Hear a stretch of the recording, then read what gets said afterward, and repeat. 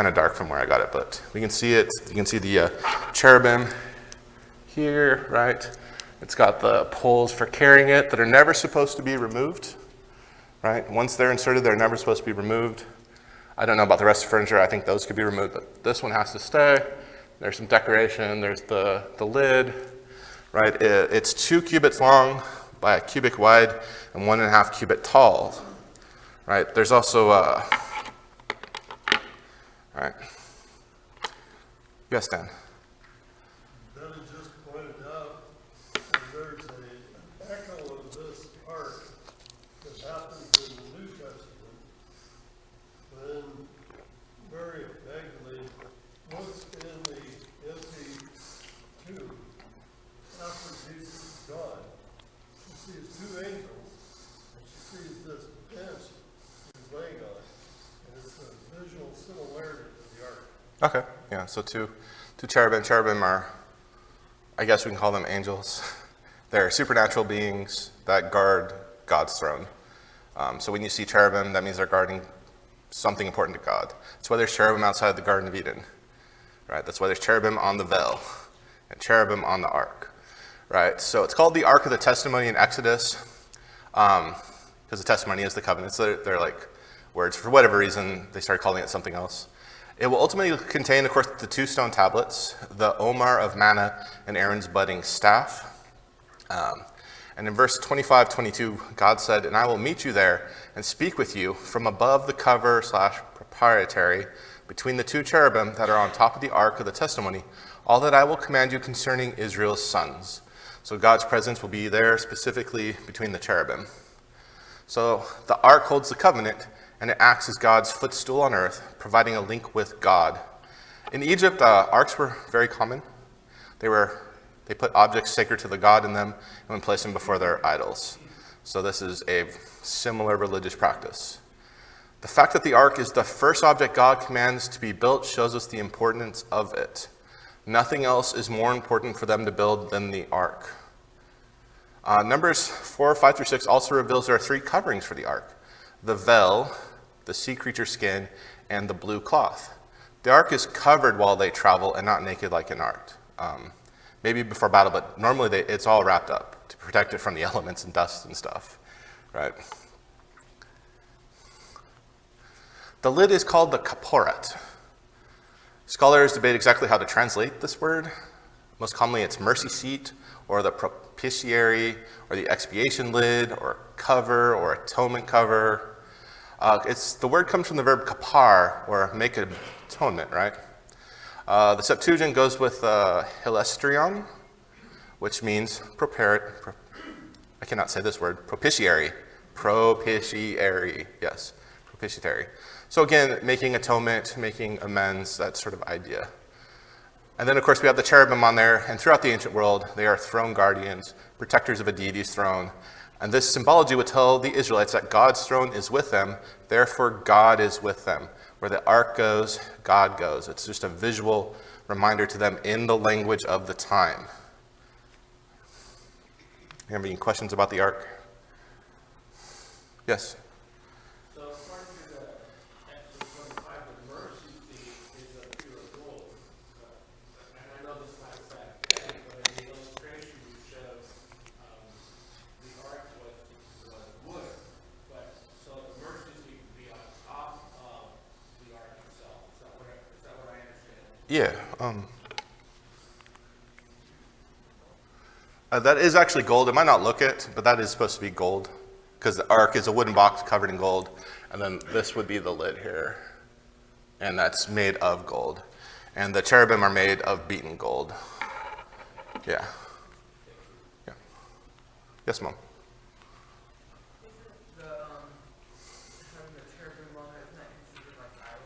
No, because they are not gods to be worshipped. They are there to protect, and it's like God has attendants with him, is a way to think of it. This is how they thought of deities back then. They didn't go alone, they had attendants. They had throne guardians, and that's why they're on there. They're not there to be worshipped, right? You don't worship the cherubim. They're just there as symbols of God's attendants that protect things, right? Okay. right? So they are the only images allowed in the temple, right? But they're not images in the sense they're there to be worshipped. All right. That brings us to the table of the bread of the presence, right? You can see there's the flatbread on there. You can see the little ladles and jugs and jars and all the little things that are supposed to go with it. It's also made of gold. It's 2 cubits long, 1 cubit wide, and a half cubit tall. It has, rings for the poles to carry it. It's often shortened as the table of the presence, but its official name is the table of the bread of the presence, or the showbread, some translations like to do. It is the second most important piece of furniture. It is always listed after the ark in those passages. Like the ark, it has 3 coverings, unlike any of the rest of the furniture, which only has 2. So they have the blue cloth, the crimson cloth, and sea mammal skin, all wrapped around it. The bread in Leviticus 24:8 is said to be symbolic of the everlasting covenant, the Beret Alom, God has with Israel, hence why there's 12 loaves. The Sabbath is also a Beret Olam, like an everlasting covenant is also the Sabbath. The bread offering is also performed weekly, unlike other sacrifices, just like the Sabbath. Yes, Dan? Word, hold on. Just commonly translated as forever. Yes. It's really an age. It's an age, a period of time. For as long as the covenant it lasts, it'll last. That's what he's saying. That's why it's not a conflict for the New Testament to come along later to say this is finished. Yeah. It wasn't forever. It was until the age to come. We are the age to come. Yes. Any other comments? Okay. The lampstand. It's got the 7 branches, the stem, 6 branches. It's got the little cups. You can see coming up it. Those are based off almond flowers. It's a stand-in for the tree of life. So maybe it's significant that almond flowers are used. It's going to be lit it's going to be tended to in the morning and lit in the evening. So implying it might not burn during the day, at least at the tabernacle stage. Perhaps tending to it meant that the high priest puts out the lamps. I'm not sure. It does say specifically it gets lit at evening. I know once you get to the temple, it burns consistently. But again, this thing is built for traveling, so at some point you do just have to, stop it from burning because you can't, transport it on fire. So light is the first thing God creates. Jesus is God's light. So he is the lampstand, menorah of the world. So it's important that he's here in the temple, right? This is Jesus' representation. Just like the lamp needs oil of oil to burn, followers of Jesus need the Spirit's oil to be light to the world, right? And verse 27:20, God says, "And you shall command Israel's sons to bring you pure oil of beaten olives for the light to kindle a lamp regularly." So the best olive oil, right? Not cheap stuff, not impure stuff, pure stuff. You always give the best to God.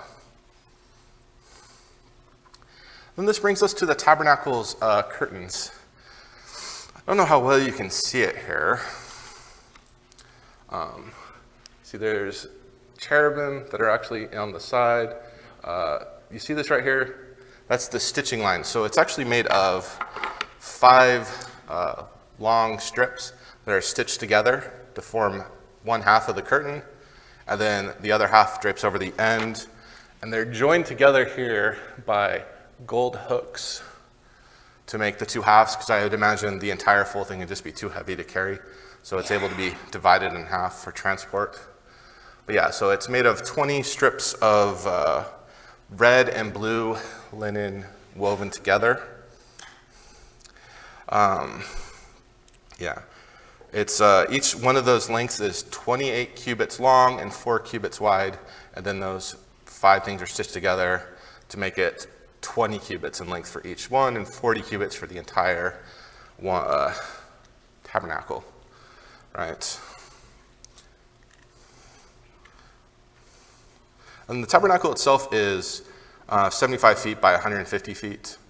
So it's 75 feet wide, 150 feet long, or 50 cubits by 100 cubits. This is the goat hide covering that it goes over it next. It's made of 11 curtains of goat hide that are 40 cubits long. So they're much longer than the curtain. And there's 11 of them. So that's why there's an overhang in the front and way in the back. So there's actually 11 stitched together in the front here. So that's 11 goat hides, and then that's 10 back here. So it's a little bigger. Of course, it's supposed to cover the temple. So like you have the really nice curtain covering it. Then you have this one. This is probably just for waterproofing. It's not a very nice looking piece, but it's necessary to protect it. Then comes the tanned red leathers. And that doesn't really describe how it's put together. Unlike the other rest of it, there's just red 10-line cherubims. You put it over, and then we get to the dolphin or manatee, or maybe it's some other. There's a lot of theories of what this leather is. And that's the last one. You can notice how it's staked down. It's staked down to sort of keep it there, keep it tight. So there, it has a nicer covering on over it. And then you have the goat hair to just, waterproof it. I think it rains a couple times a year in Sinai. So occasionally you need that. And in Israel, where it's going to spend the rest of its life, a good portion of its existence, it's going to rain a lot more in the actual Israel. These are the frames, right? So they are made of boards that are 10 cubits long and 1.5 cubits wide. So a board is from here to here, and they each have 2 tongues at the bottom. And those tongues will sit into silver foundations, as you can see here. So they're settled into it. And each foundation is a single piece of silver. So there's 2 foundations per board. And then this is the back of the tabernacle. There's 2 special boards here that for the corners, because they're not quite as wide as the other ones. So they have to have 2 special corner boards. And then they have the cross beams that support it all. And they're held in by gold hooks. So these, when you slide in these boards, and obviously the ones on the back are shorter than the ones in the front. And then all that's covered in gold as the final step. So all those boards, all those acacia boards are all covered in gold. So these things are heavy, right? There's a reason that the tribe that gets to transport the tabernacle has like 3 oxen carts to carry all this stuff. So yeah, so that's what the frame is. Notice the front is open, so that's a little different how they handle the front. This is the veil, which is told to be constructed next. These are sort of gold support pillars. There's the rod up there. You can see it's got some embroidery down here. It's made of blue, purple, and scarlet cloth woven together. So this is like the most expensive part, right? Very expensive cloth here. Got the cherubim worked in there.